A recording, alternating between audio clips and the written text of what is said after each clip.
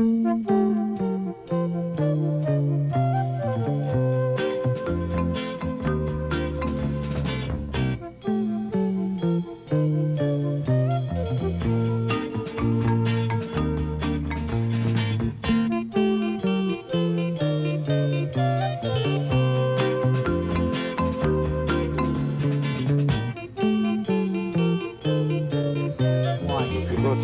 a fairy. I disliked myself. I had no idea that I'm going to look so silly when I asked Wally Westmore to make me up as different characters. I had no idea that I'm going to look like this. I hated myself. Veronica Lake, I'll bet. It's Veronica, Sure. Lake. Yeah. Eisie. You should see that wonderful bosom they put on me. Where's the picture? No, I'm not sure I want to. 3 people were working on me. Let me ask you dressing something. me. Your time in Hollywood, how did that compare with your time in Europe or the rest of this country when you were photographing? Which did you like to do more? Photograph make-believe in Hollywood or the real Oh, no, world? I mean, at that time it was wonderful. You liked it? Too bad the time isn't here anymore. I mean, you know, everything has changed very much. If you had your druthers, if you could, would you rather spend the next year going around this country photographing the real United States, or would you rather spend it here in Hollywood photographing movies? No, I wouldn't know. I would probably rather travel in the United States. Well, before you travel, Before you ask him why. Yes, before you Okay. ask him why. Let me say that to our friends that the name of this show is Talk About Pictures. I'm George Fenneman, and with me, as always and usual, is one of America's great photographers, really, and a pretty nice guy He most always, of the he always time. finds something tough to say. No, but we have with us, as you know, one of the world's great photographers. Yes, you are. Our guest so, but... is a man who didn't start photography till you were about 35, 31 maybe?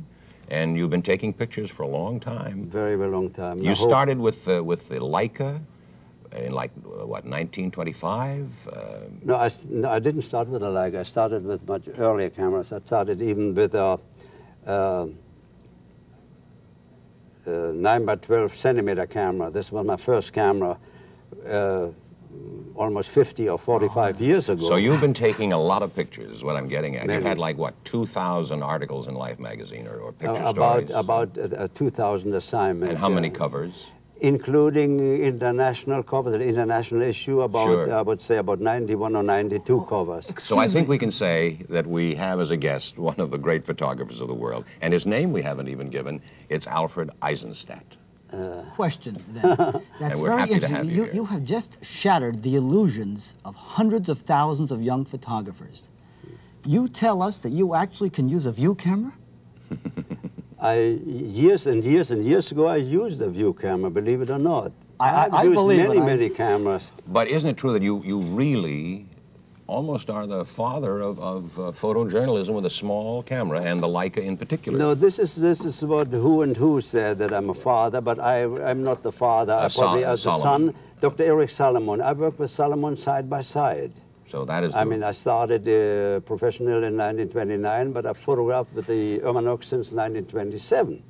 Speaking of young, small cameras, that's a young, small person. Where did you shoot this picture? Oh, that's a Now, wonderful this was with what camera? Yes. This was with a Leica. I want to tell you that I used a Leica and a Rolleiflex until 1962, and a Leica, Right. almost exclusively. And then I had another camera, let's say a Nikon camera. In 1962? Well, you don't tell the Leica people that because they gave you... Oh, they no. I'm not married to any camera, and I got only one camera for nothing. That's about the 1,000,001 Leica camera. That's the one I was thinking about. The That's 1,000,001. 1,000,001 Leica They camera. gave it to you because they... And they wanted to give it to me, and they wanted to give it to me in gold. I said, look, I don't want to put it in a museum. I want to work with it. I want a normal camera. I work with it. Eisie, where did you shoot this? That's also This was your friend. 1936. That was, I think, at Fox Film. Wasn't it 20th Century Fox? I think she was, wasn't she? I think Oh, she yeah. it was. was 20th Century Fox. You know, I must, if I can, George, look how times changed. There she is, little Miss Muffet. I think that's what they called her. And that was 1967 in San Francisco. That's obviously her daughter. When her daughter do you know, graduated. Do you know what she is now? Little Shirley Temple is Now now... she is ambassador to Ghana. Yeah. But she's also a mother-in-law.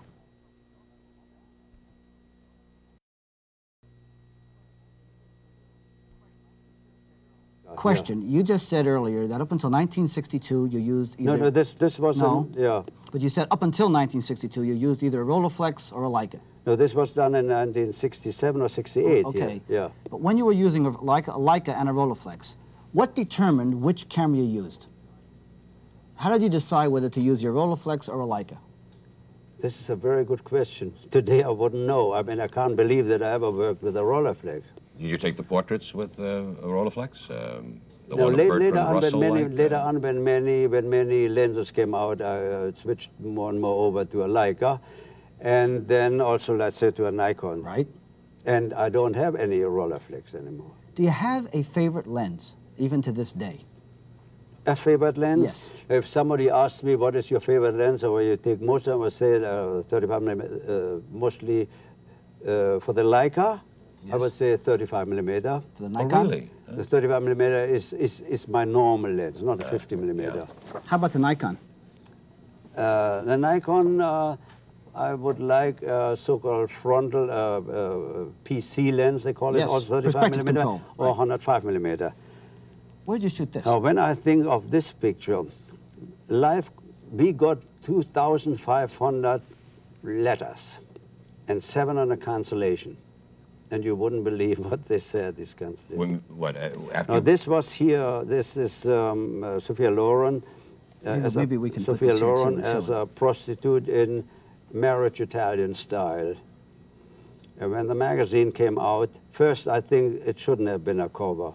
Also she didn't like the cover. Inside would have been good. It was a cover. So, but many mothers in the United States wrote us about this picture. About this picture. And one mother and several other said, every week I sent my soldier boy, a young boy of 18 or 19 years, your magazine, but when I saw this trash, this half-naked person on the cover, I tore the picture out and put it into the ash can because I want to protect my son. I'm glad she's not my mother. So this.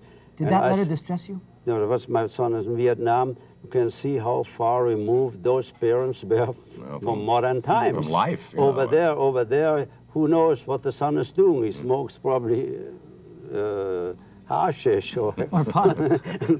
Look at this picture here, George. Yeah, this was done. Oh, that's a good picture. This was my first meeting with her in 1961.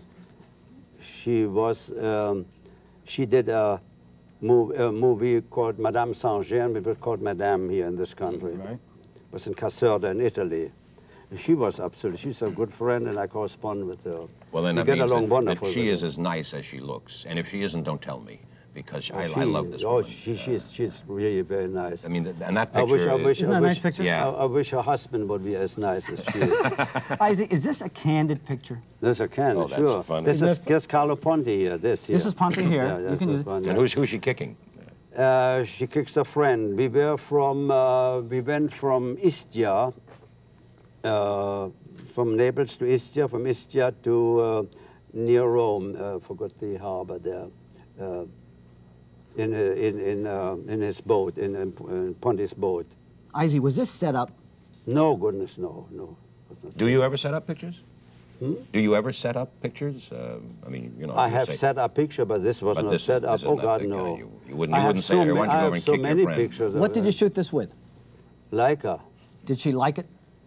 I don't know whether she liked it. She never told you? She never said anything. She liked that picture. Funny picture. Look at this, George. We just looked at 3 pictures of Sophia Loren. Look at this layout now. This appeared in the book. Yeah. Life Goes to the Movies. Eisie, I have a question for you. Do you think editors help photographers?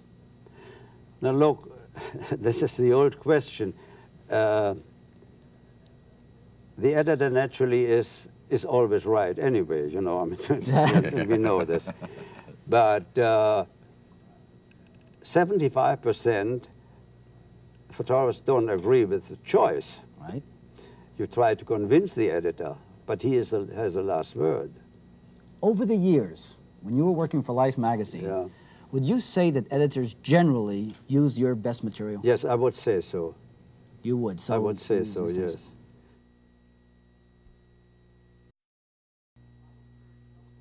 I have heard that this woman is a relatively difficult woman to get along with. Most difficult of all movie stars, I've heard. Hedy Lamarr? Hedy Lamarr. What do you do when you're faced with a problem like Hedy Lamarr? Well, I have to put still a smiling face on. I mean, I don't know whether I did it at that time. At that time, I was a little bit upset because when I asked Hedy Lamarr to put, as she had black hair, I asked her to put asked her whether she has a white fur coat, and she said yes. I said it would be wonderful to put it on. So she went up, but she didn't come in a white fur coat. She came down in a brown one. I said, look, I would like to have a white, and she came in a black one. And her friend Reginald Gardner here bawled out and said, I don't know what he said, but he got angry and said, finally, what is the matter with you? Why don't you bring that in? We didn't click. I didn't click with her. You didn't? This is the only one I didn't click. I was going to ask you that. Have you ever lost an assignment because of your ego? Your ego. Have you ever gotten mad and blown up? Never. I've never blown up because, you see, I treat everybody very softly. I never rob or steal pictures. When somebody doesn't want pictures from that side, so I don't take it. That's interesting. For instance, I tell you when I photographed Winston Churchill, you know, and he said, I've only, may I say this? Is please, that all right? sure. Winston Churchill in Chartwell, he said, young man, I was very afraid he called me young man at that time, it was in 1951. Young man, I'm a photographer myself. This side, you photograph me, is my bad side. Don't photograph me. But I wanted to photograph him there because he was raising tropical fish and watched the mating of guppies in his 3 tanks. They want the guppies in the bag. So, so the Speaker of the House, another politician was there and said, look, do what the old man says, but do it your own way too. So I did both. Eisie, let me ask you a question that's bothered me for many years. Why, of all the major museums in the world, especially in this country, Museum of Modern Art in New York, Los Angeles, Chicago, they have never had a major exhibit by a life photographer or a major life photographer or even a photojournalist. Why? Because we don't count. We are very much disregarded, especially by the Museum of Modern Art. We are no artists. We are just I don't know, photographers. They wouldn't give us an assignment. It is an interesting point, though, that no, but they wouldn't. Museums don't consider... We are probably the best historians. You know, year to year, day to day, people who take pictures are probably the best historians in the world, yet the museums ignore us. Well, I don't understand that. No, I always said, I don't know what I can say it here. If I would probably... you can say anything here. Yeah. If I would do history or a story, the last 20 years of toilet seats in America, I probably would get an exhibition at the Museum of Modern Art. Because is it Irving Penn? Irving Penn. I don't know. He's got an exhibition there now, or no, he had last it year, about cigarettes. Platinum prints. Big platinum prints of cigarette butts. That's right. Yes. And I admire Irving Penn's work, but I'm not sure that I don't understand why. Could it be? Well, look, you take a fellow like Edward Weston when he was working in town here in 1932. Yeah. You could have bought his prints for $10 a piece. He needed the money. But our museums didn't see fit to buy his, you know, no, what a collection, I mean, what a collection they could have at $10 but a the piece. Museum of Modern Art, I would say, they hated life photographers. We had no chance ever to have an exhibition there. However, they have 2 pictures of mine in their permanent collection. But could I just, before we leave the subject though, could it be that their total lack of acceptance of the photojournalist, of the real world, maybe that has something to do with the general tenor of this country, the way the young people don't believe? No, I mean, I've heard things that they want to mold people. I don't know whether that's true, but I mean, they never even approach. I mean, I have no connection with those museums. Well, a gallery especially, too. Galleries have approached me. Now the galleries have approached me for possible, you know, after the big Avedon show. You see. Eisie, let's go back if we can. This picture, you shot this off. Now, you know how this was photographed. No, tell it. I do, but George doesn't. No, I'll tell you. It was, I think, in the 50s. Life didn't get enough coverage from movie studios, and they asked all kinds of photographers to go to movie houses and photograph from the screen. I mean, the screens were specially set up, and I loved to see movies at that time. And you know, was always an eager beaver, and it was not below my dignity to do that. You know, probably other people said, I wouldn't do this, it's below my dignity, but it was not below my dignity. Anyway, I photographed this from the screen, and I did many, many, many stories, many movies from the screen. Let me ask you this. What did you shoot this at? What did you shoot it with and why? No, these pictures were all done with a Leica and 50mm lens. Right. Yeah. And at that time... 30th of a second? What? 30th of a second, F2.5. F2.25. And did you try to hide the camera?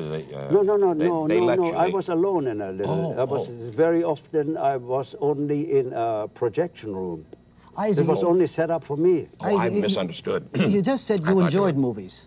Yeah, I haven't seen movies for a long time. But you used to enjoy them. At that time, yeah. Did you want to learn anything from the movies? I learned very much. Directing and light, yes, and yes. Did it affect your photography?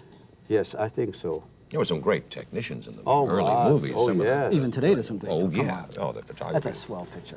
That's a yeah. Now, this picture was done in 1959 during our intermission at the Bolshoi Ballet, when the Bolshoi Ballet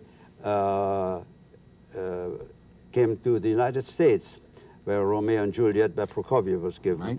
And Noel Coward and Marlene Dietrich came to Luce's bar, and I photographed them. I was there. He was, you know, George was very concerned that Sophia Loren was a nice person. I'm concerned about her. Was she as nice as she seems? I can't tell you. I really had very little contact with her.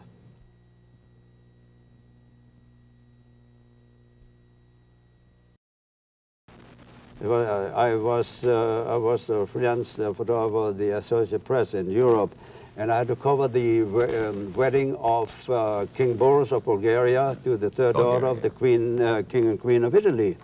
And it was one of my first assignments, and I was so taken up with the pageantry and going on that I saw the King Ferdinand of Bulgaria with the longest nose of royalty ever. I mean, unbelievable nose, long nose, like a sword. You know, very famous. I saw Mussolini, like all the choir boys, and it never came to my mind. I never saw even these people. When I came back, I was asked, well, where's the picture of the bride and groom? I said, which picture? What picture? I haven't even seen one. Question. Have you ever messed up an assignment? Have you ever had a camera go bad on you? Have you ever got the